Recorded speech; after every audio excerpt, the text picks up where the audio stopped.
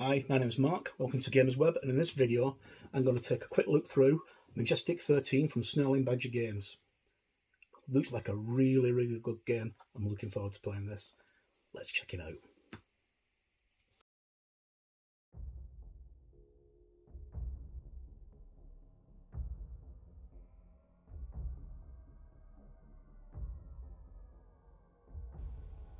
Hi folks, welcome back. Okay, as I mentioned in the intro, I'm going to take a look at Majestic 13.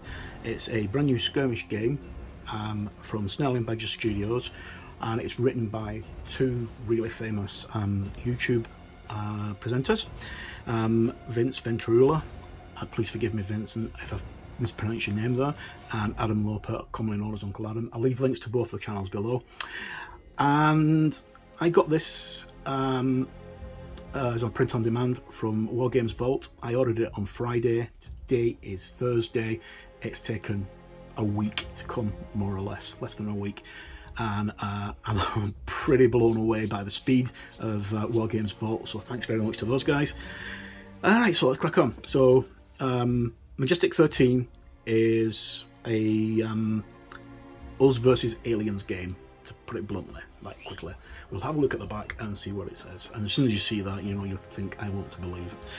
Alien sightings have been reported since antiquity. To the public, the modern era of alien opportunities started in Roswell, New Mexico on July the 8th, 1947, with reports of a downed alien craft which were quickly retracted and replaced by the story of a weather balloon. The public remains suspicious but accepts the story and moves on. Conspiracy theorists claim the government absconded with alien bodies and technology and hid everything from the people. Both stories are, of course, wrong. Majestic 13. Majestic 13 is a miniatures agnostic tabletop wargame where you command an elite team of alien hunters in a secret war to protect the Earth. Designed to play solo, co-op or as adversarial skirmish game, Majestic 13 is created by Adam Loper and Vince Venturella for 1 to 2 players, or you could probably do more if you really wish to, I can imagine, and it's from Snarling Badger Studios. As a side note, my games company, which still hasn't done anything and it's been registered, is Drunken Badger. Okay, right, so let's have a look. Now, I got this on the strength of Uncle Adam's video, which went live last week, where he was basically talking about the game and just having a quick flick through the book. And I'm really impressed. I don't very often do that, but I've had a quick read through the PDF, because if you buy the hard copy, you get the PDF for free. And from what I've read so far, I'm pretty impressed by it, and the gameplay looks very good. I'll leave a link to Uncle Adam's video and also to Vince's walkthrough of how a game plays out. It's only about half an hour long, but it's very interesting. Okay, so we have our coffee stain or tea stain, depending on what your poison is. Mine's tea. Okay, and then we've got something that we should have in every game: a table of contents. Table of contents and an index or a rule summary at the end. This has got a rule summary at the end. Are two things that most games tend to shy away from. When you find them, it's really good. It puts everything at your fingertips. Okay, so the premise of the game is you are a member of Majestic 13, which is a top secret shadow government that is protecting the Earth from aliens after discovering an alien crashed spaceship that wasn't in Roswell. It was actually several years before Roswell, and they did manage to get one of the aliens alive, brought it back, and found out that although those aliens were peaceful, there are other aliens who are not, and they did see that Earth was one of the planets that they were going to attack. And as such, a company called Majestic 12 was formed, but after it had its first encounter with an alien, it went horribly wrong, and they had to rebrand themselves and regroup, and they changed the name to Domestic 13 by adding another faction in there. And basically, the Majestic 13 is made up of several different shadow companies within Majestic 13 itself, around the world. They've all got their own vested interests, and they're all slightly different, from one which is being run entirely by females, one which is like Greenpeace, to corporate interests and all sorts of stuff. They've all got their own hidden agendas. But we'll get onto that when we come to them. Okay, so I've only read through the first 30 pages, and this book is big. It's on, where are we? 141 pages to the back, so quite a bit. Okay, so we open up with our layout and contents there. Okay, this entirely is my life's work. The text and all these enclosed documents and photos. Aliens are actually real. They're not all friendly. Since 1941, Earth has been protected by 13 shadow organisations known as Majestic 13. Okay, so this just basically explains to us about section 112, which is the alien. Oh no, it's not. Sorry, this is the one. Yeah, right.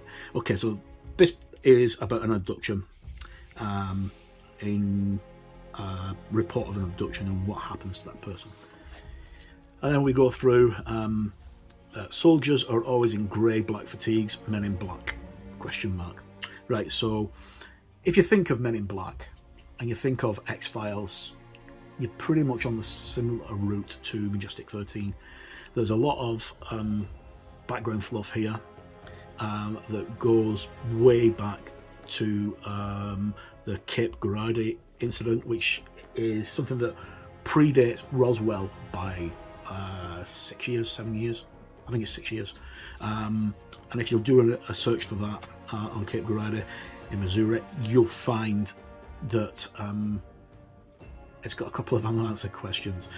Anyway, okay, so it says what you need to play. And in order to play a game of Majestic 13, you'll need the following: table space, roughly 3 by 3, 5 miniatures for each player's team, a dozen or so different aliens. You can vary these sizes and represent the enemies of your team.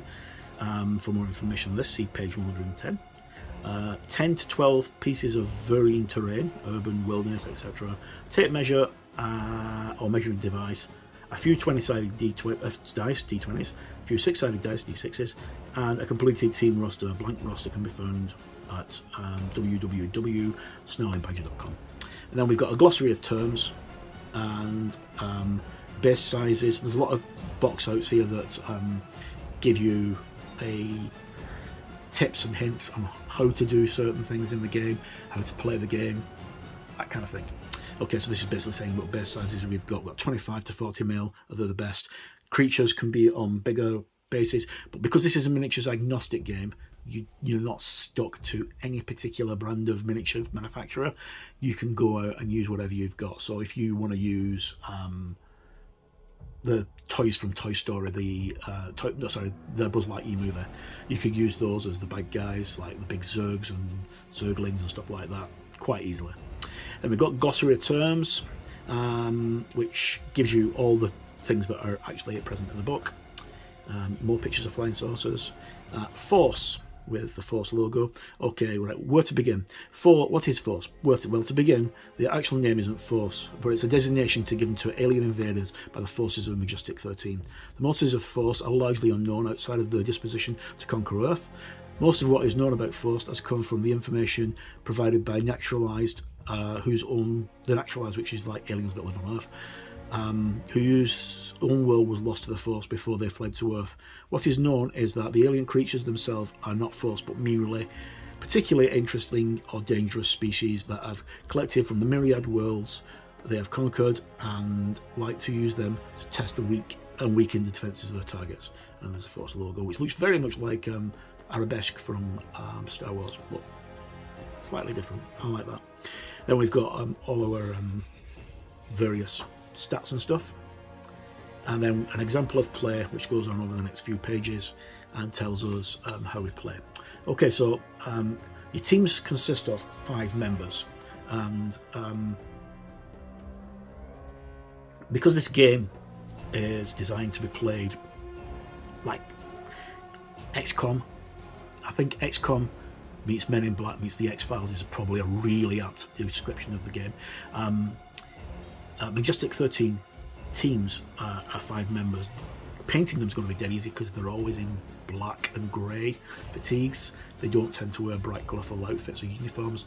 They may have the distinction logo on their shoulder pads or elbows or whatever you, elbows on their forearms or whatever you.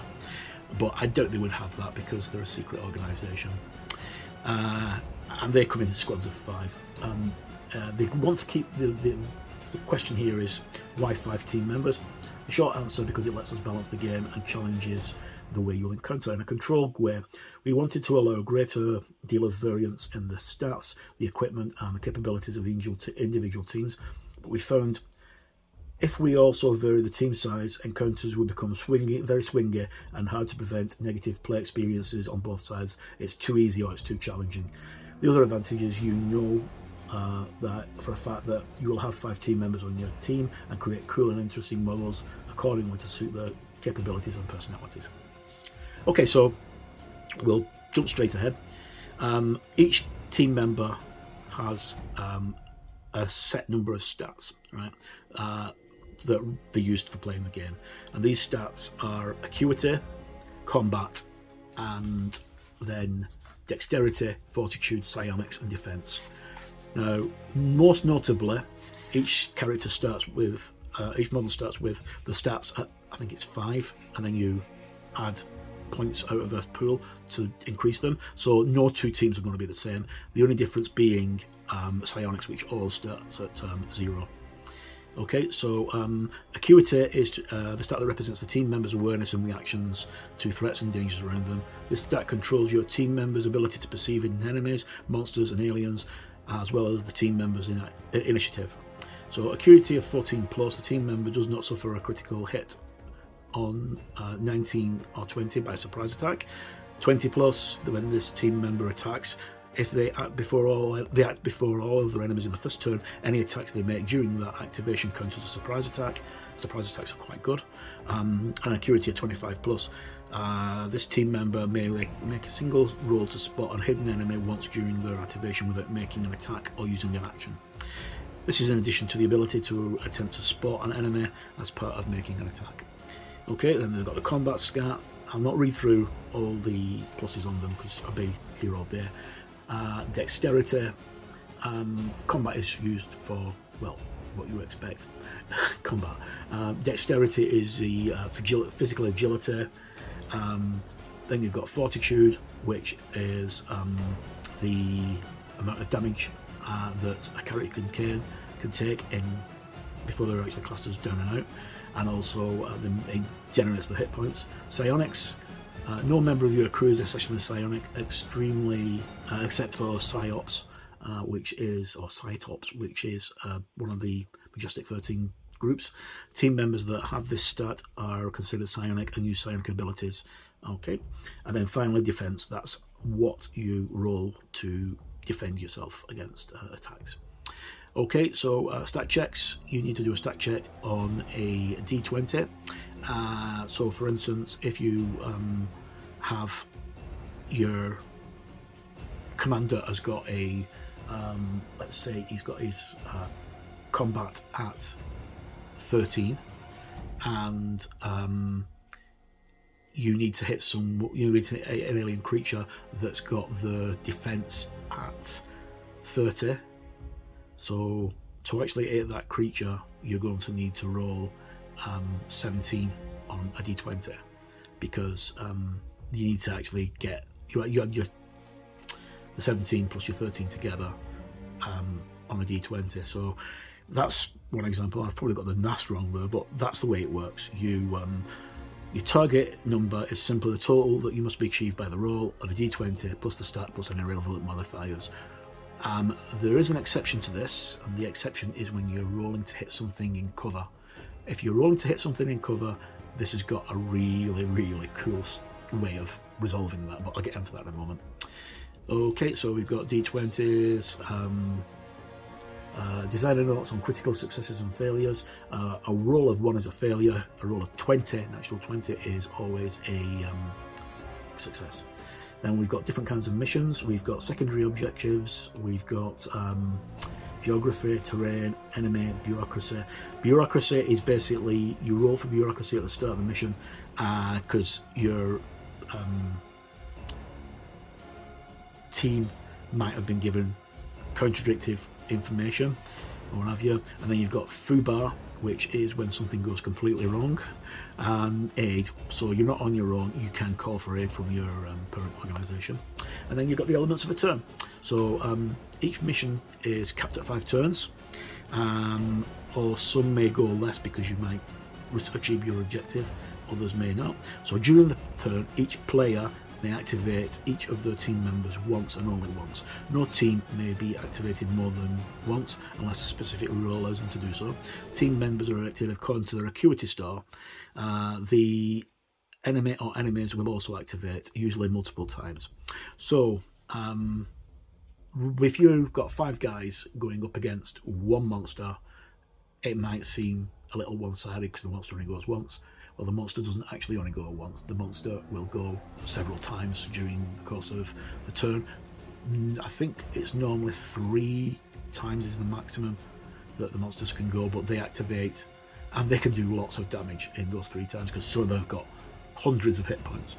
Okay, so we have our elements and turns and activations and actions. Right, so each model can take a single action, and the actions can be attack, move, help another team member, protect another team member, or call for aid. Also, models that are activated can only activate once, unless of course it's an alien or the opponent. Okay, so you've got the way the actions work. The enemy uses an AI, which determines how the actions work for the enemies. So attack speaks for itself. You can use whatever weapon you have at hand and make a combat attack. Move, you can use the move action, and move has move above, which is the dexterity start in inches. So if you've got a dexterity of 18, you can move 18 inches, which is pretty fast, but normally only for big creatures. Help, you can help another team member doing something like removing a dangerous condition or healing a grievous wound. Protect, you can do the same thing, which is if you're in 1 inch with an enemy, you can perform a protect action, and then call for aid, which allows you to get special equipment or advice or whatever. So enemy actions, many of these options for actions during a turn here are limited to team members only. This is because each alien creature will have a set of unique actions it can take based on the specific creature. Alien creatures are incredibly varied and in how they may act. Some prefer melee, others will seek to chase your team members down, ripping them from limb. Others stalk in the shadows, waiting for night. Waiting for the right moment to strike with brutal efficiency. We've got more, but the AA will pinch the 61. Okay, so movement is done in inches. Some creatures have the ability to fly and teleport. We've got rules for climbing, flying and jumping. Falling as well. Teleports, ending a move. Where are we? Range and combat. Okay, the range. If the weapon has a range keyword, then the target of the attack may be any creature within line of sight of a team member. If the weapon does not have a range keyword, then it must be within 1 inch. Range of the weapons is always the table, because modern day weapons, because this is set modern day weapons are horrifically accurate and have got a long range. I know that when I was in the army, someone accidentally shot off a round on the ranges and killed somebody's dog almost a mile away because they missed the targets completely, missed the sandbags behind it and the dune, and it went straight over the top, and it killed somebody's dog that they were walking, unfortunately. And that person ended up getting drummed out under negligent discharge rules. Okay, that's aside. Okay, so we've got combat steps. Show you attacker chooses the target within range. If ranged attack must be in line of sight. attacker rolls a d20 and has their combat stat plus any relative modifiers. If the result of the d20 combat stat and bonuses equals to or exceeds the target's defense value, then it is successful. Attackers roll for damage and that successfully attacks. So suffering damage, once a creature is reduced to 0 hit points, it's taken out of action, although I think there is some contradiction to that with the aliens, because some of the aliens can last for quite late. And then you've got in extremis. Alien creatures have a special damage category called in extremis. When an alien creature is heavily damaged, they become more and more dangerous. Each alien creature's profile will list an in extremis number. Whenever this alien creature begins its activation at or below this number point, they are considered in extremis. The alien creature suffers 2d6 damage before taking any actions or moving, but during the turn may take an additional action. Which, if you've got some creatures that have got 3 actions, taking an extra action is going to be lethal.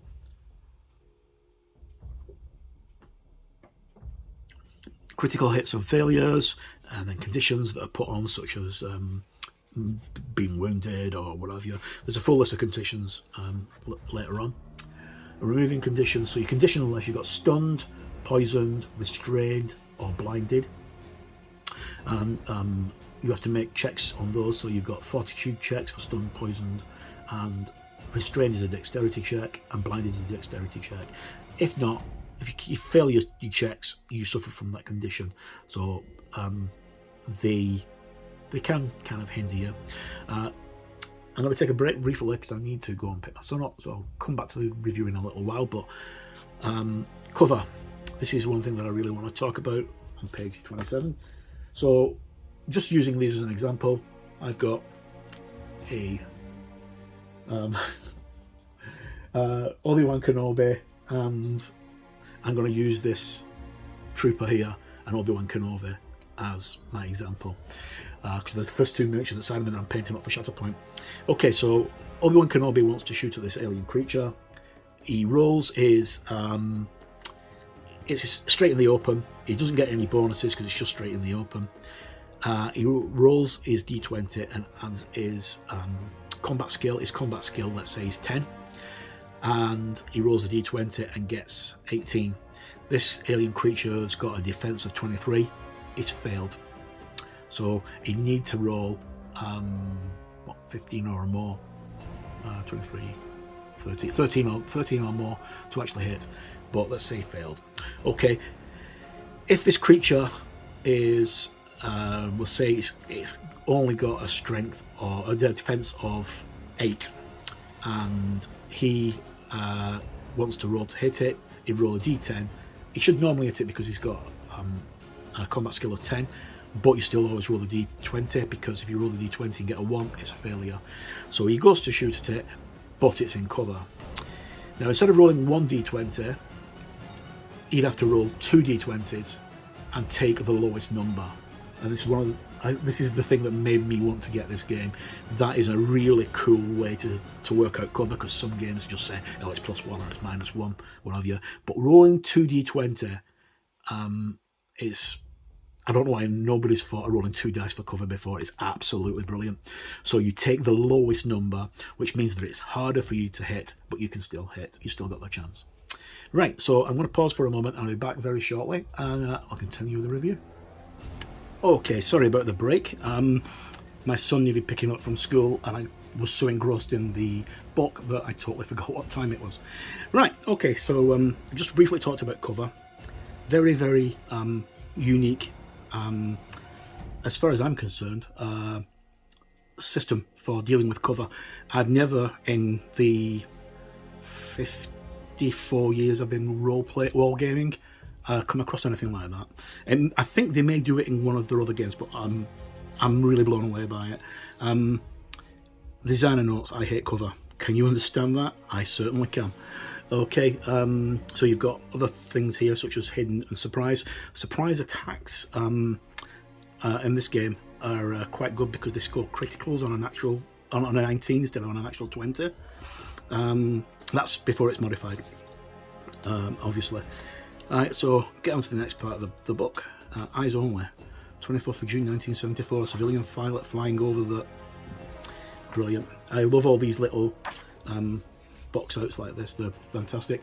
On a side note, this game would work absolutely amazing with a role-playing game called Hidden Invasion, which is about the Earth being taken over by aliens, and you're part of a crack commando team who got sent out to troubleshoot. I can't remember who wrote it. It's not Gnarly Tucker, that's Blood.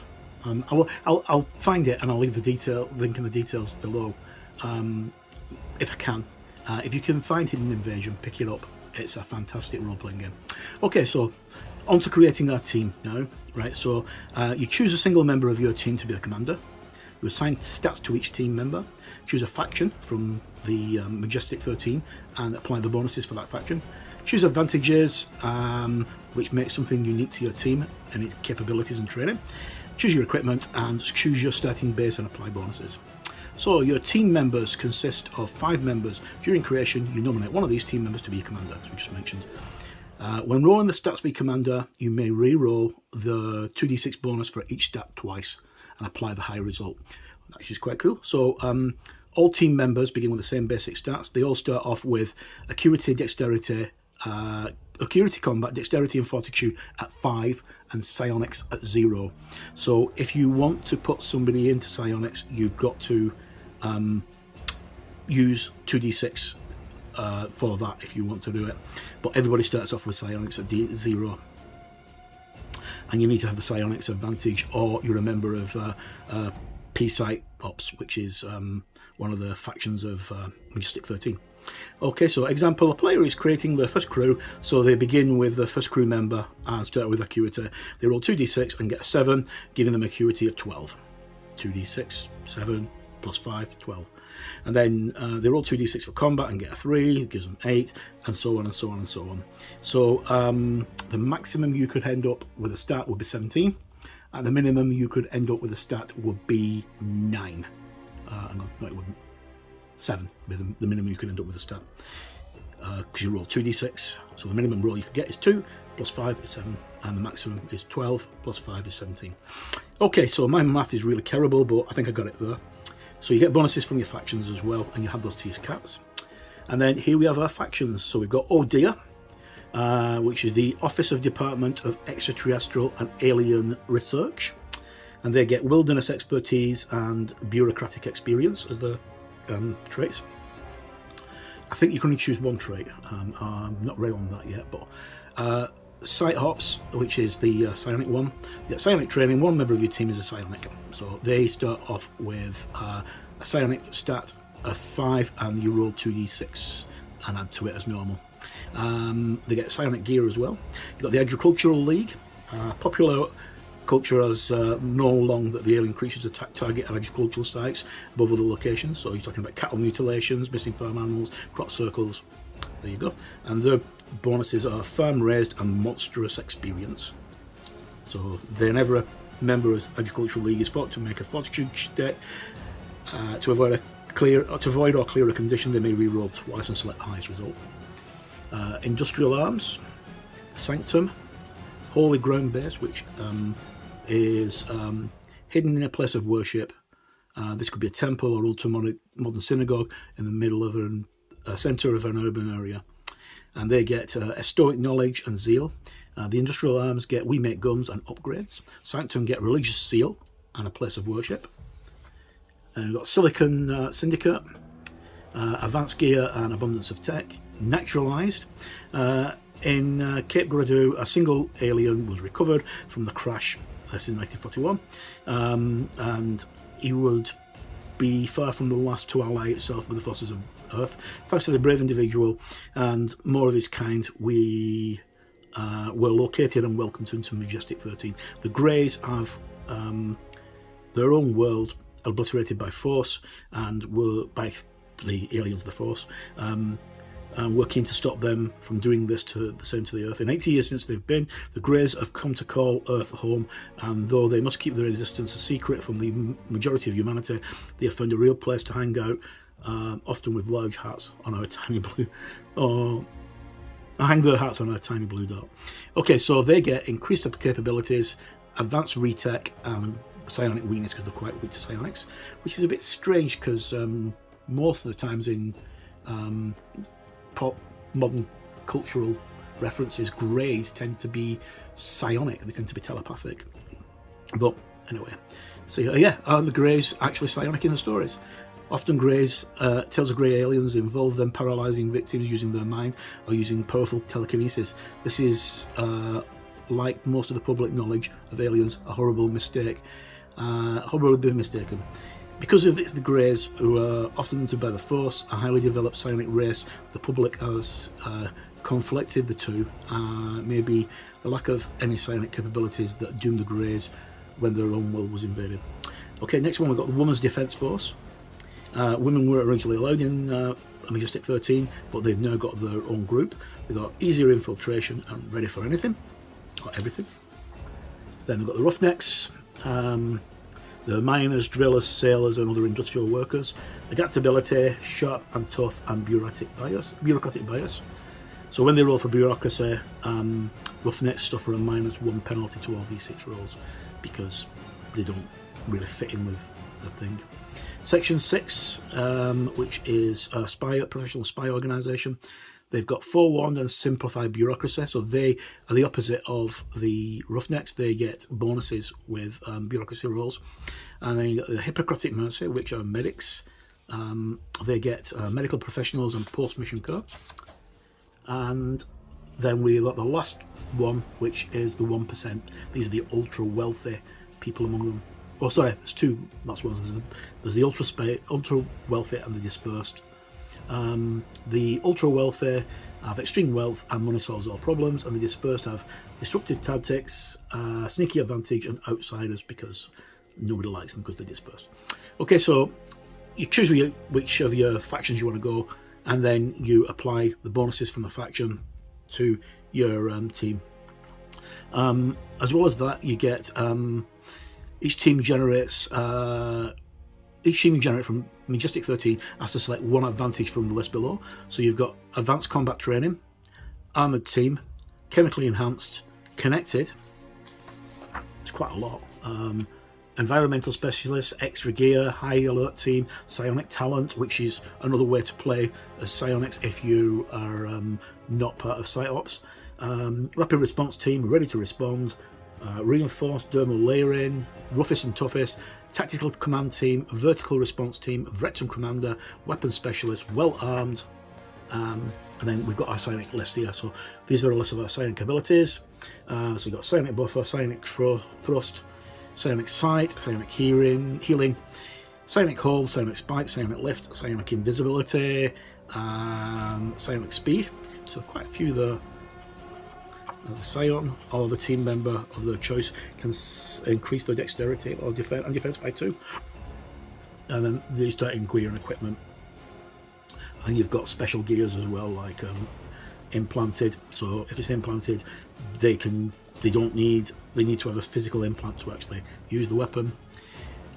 Gear starts off with pistols, rifles, sniper rifles, flashbang, heavy repeating rifles, explosive launchers such as grenade launchers or ballistic things like that, and then we go down to retech energy weapons.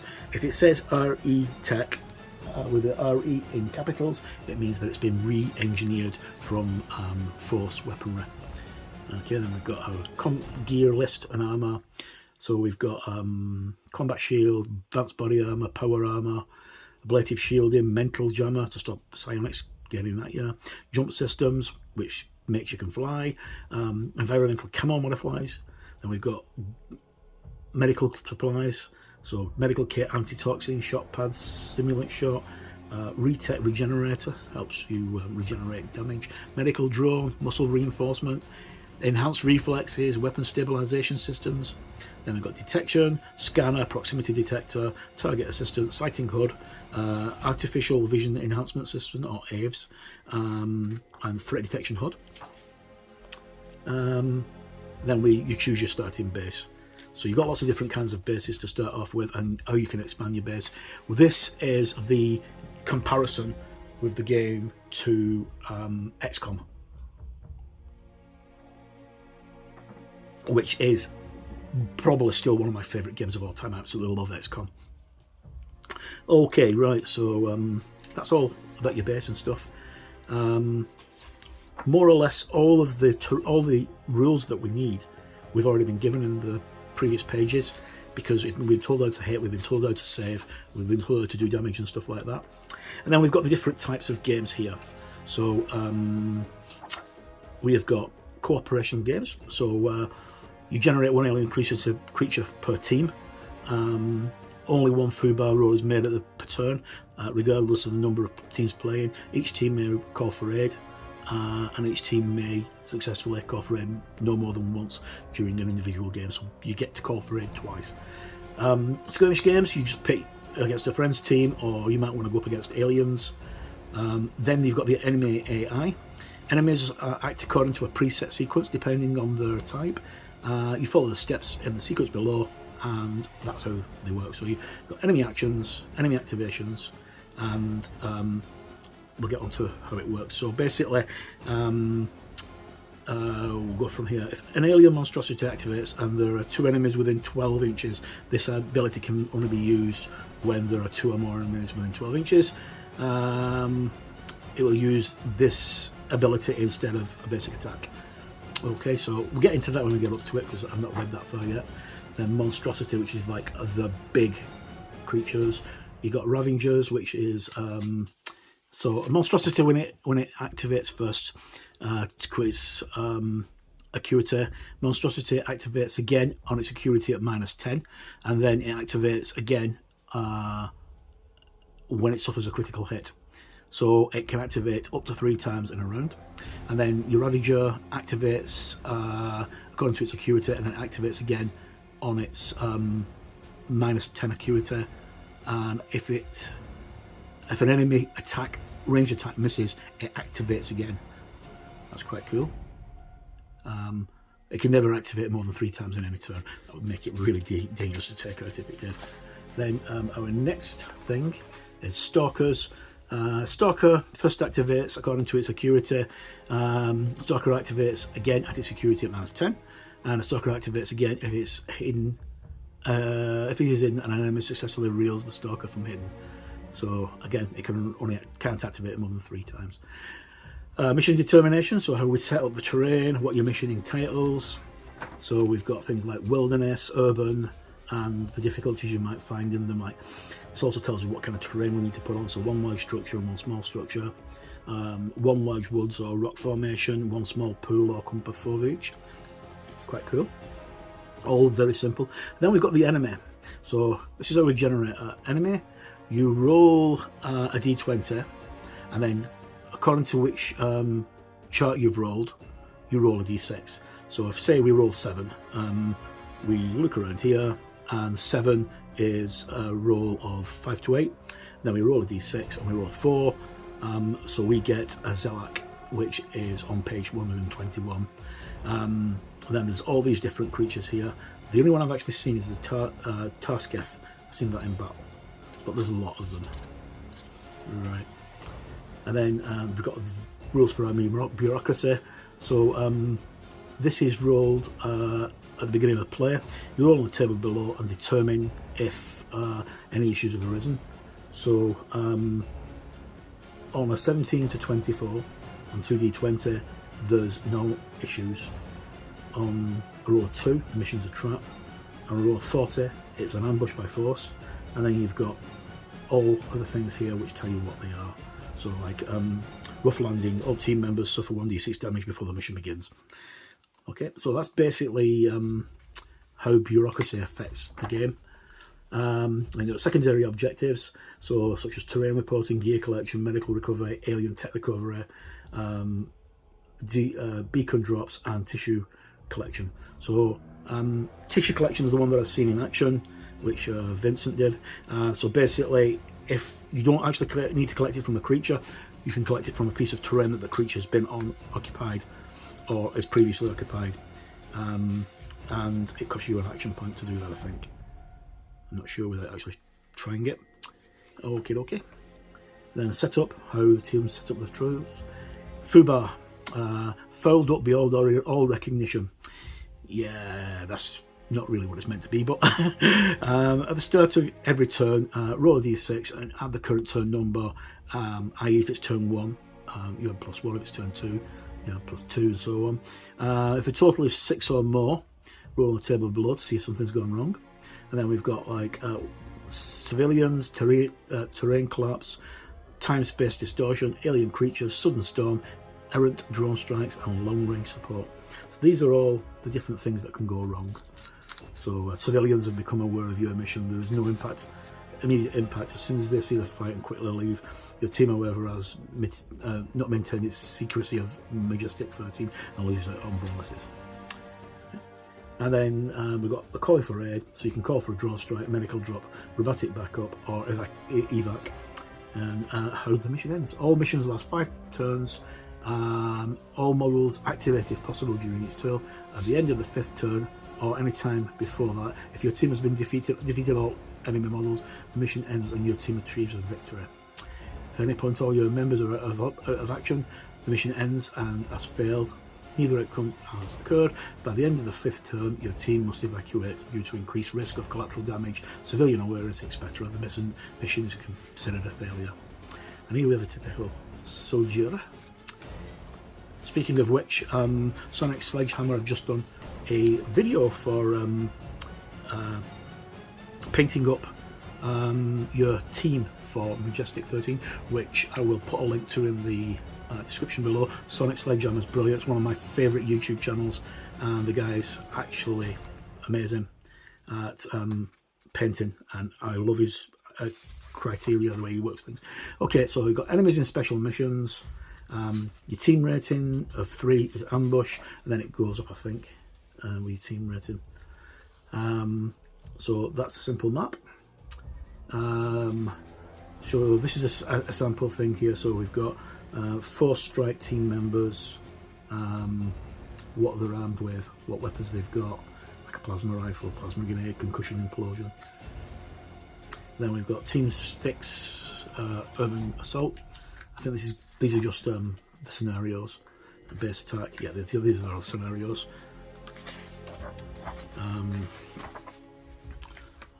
Striking back.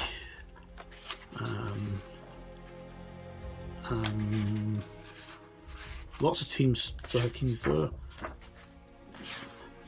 Okay. Final showdown is the last scenario. And then we get on to injuries, death and cloning. So you can clone all your characters. So you could take a character, if it dies in combat, it's not officially dead because it's got a clone waiting for it back at home, but I think you'll lose some of your experience and stuff like that. But I'm not that sure. And we've got things like arm amputation, brain damage, chromosomal damage, questionable runes. Like that. And cloning. Death is not the end of the brave men and women from Majestic 13.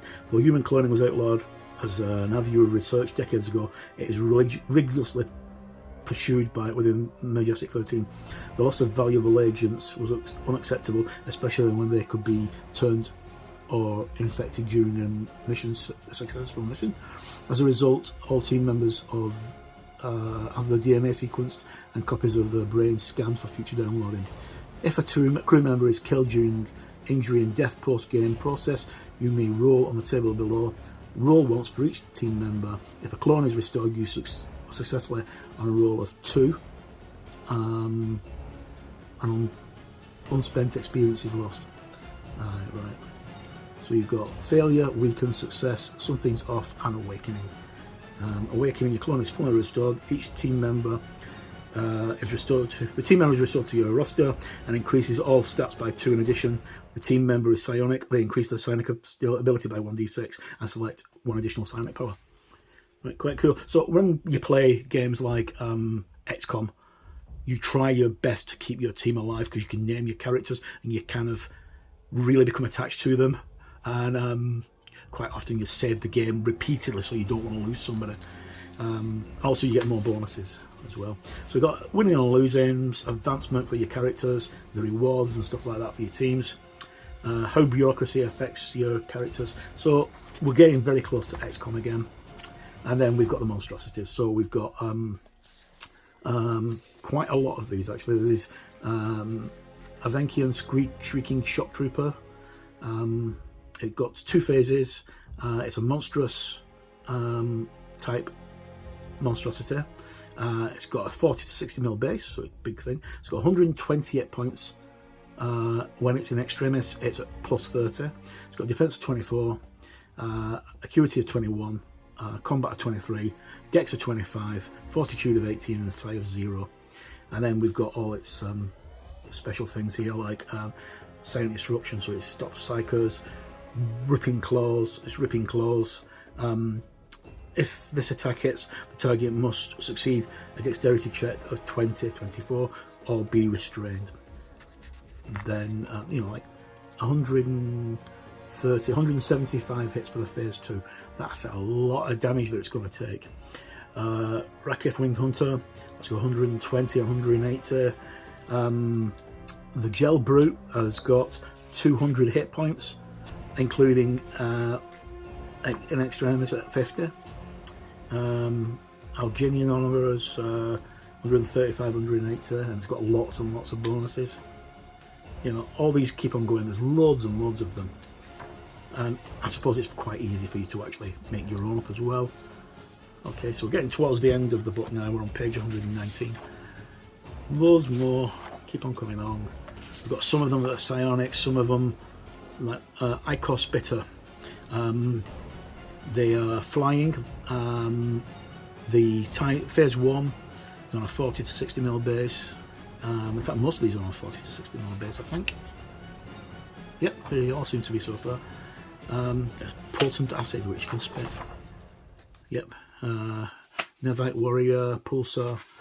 And then we do have some that are not on big bases, but I've not come across those yet, which are the smaller ones. So you've got things that could be fitting on a 25mm base. They're all so far on 60 and 40mm bases, because you will have creatures like the size of an alien from like a xenomorph.